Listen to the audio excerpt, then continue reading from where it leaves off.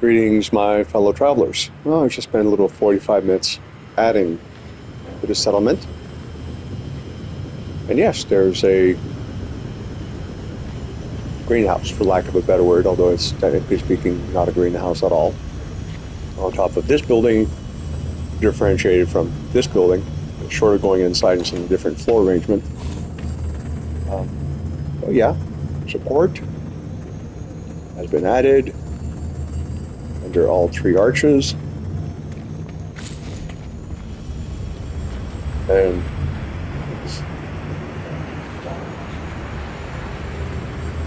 part of the reason why that support has been added is so it can extend outwards and support. Now this I'm pleased with. It took me 2 tries to get it right, but it is exactly that. All squared away and perfectly lined up. And we have the solar farm. It's not currently connected to anything because the base, which is technically speaking over there, has power enabled, so it's purely decorative. But what the hell? I mean, hey, why not? And on the subject of, well, maybe not purely decorative, but yes, I added a little nip-nip balcony to that building. The irony is the upper structure, there's just no access. But yeah, a little 45 minutes of work while I was quote-unquote having lunch.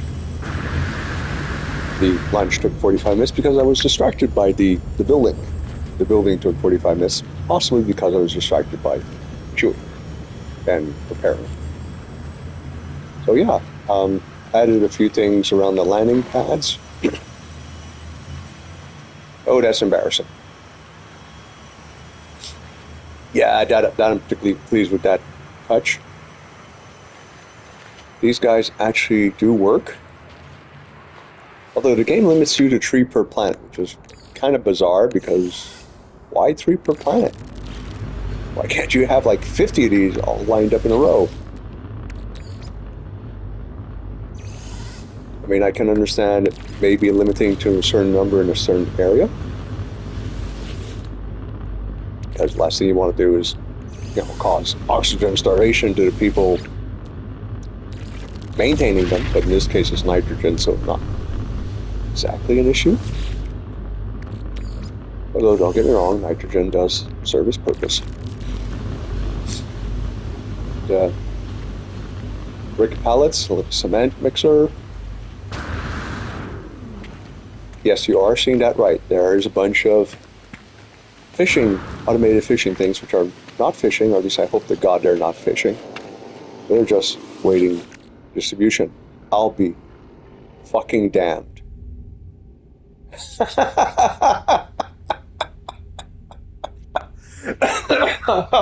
Oh, come on. And you can't deploy these things in an inch of water or 6 feet of water that wants capriciously a certain depth. And here they actually are fishing. And the reason why they're not sunk into the floor or keeled over is there is a small crate that's used as a wire glitch point. Let's make sure you don't stick out the side. Very good. Yeah, and the funniest thing is I didn't intend to start putting some small things, but occasionally the best plan of men, mice, and travelers go awry. So a bunch of beds, some furnishing. Yes, apparently you can't have 2 of these nearby, so one of them is wire glitched. And perfectly functional. Like Data from Star Trek.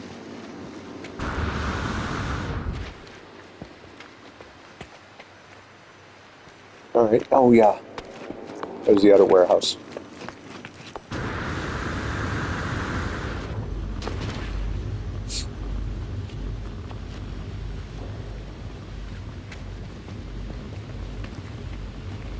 Yep, waiting installation.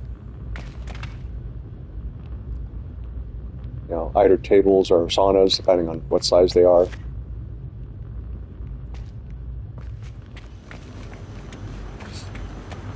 sections of tubes. They're all for sewage.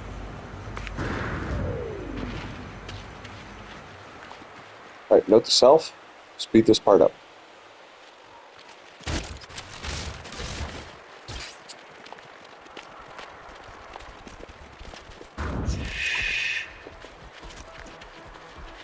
Alright, normal speed.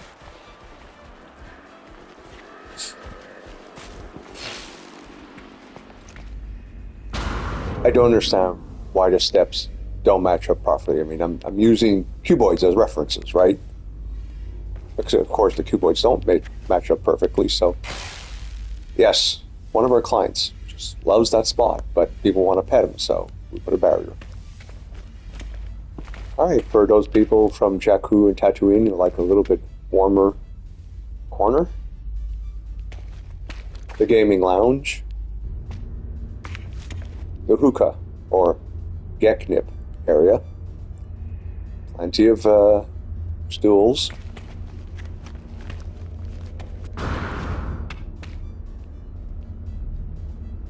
Go away. Stop it. Oh, for crying out loud.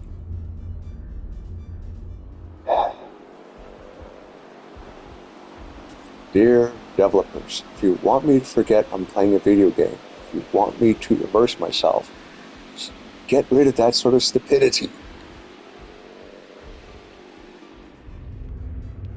An elephant would do that to a building, there either would not be much left of the elephant or the building. It is, after all, solid stone, so there's a possibility the building would win.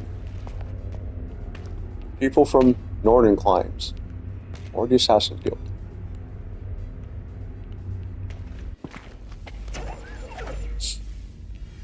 People want to do shots. It's the hippie table. Or people who want to have food in an intimate setting.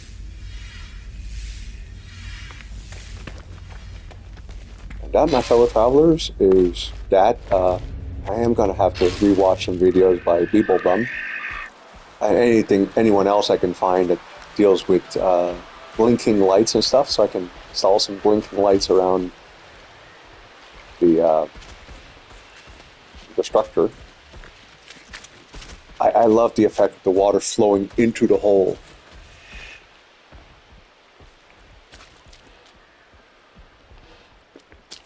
I'm going to have to try that again, but somehow find some way of not having the wall behind it either abutted against a dirt embankment or something, because it's just a little bit weird materializing on top of that wall every time. And sooner or later, the wall's not going to materialize, and God will I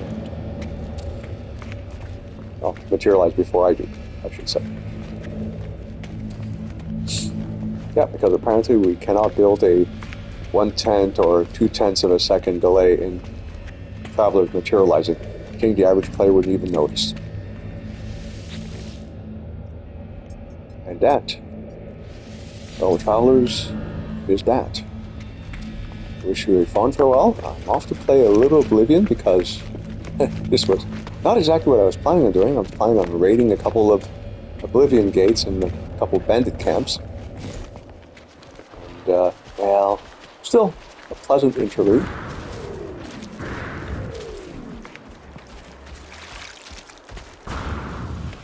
Yeah. I wonder, is it easier to... No, not particularly. It would have been intriguing to do it just a little bit lower, but I believe I had it at one point similar to that, and it ended up being underneath the stone, which, well, kind of defeated the whole purpose. Cheers, my fellow travelers. This is the end, beautiful friend.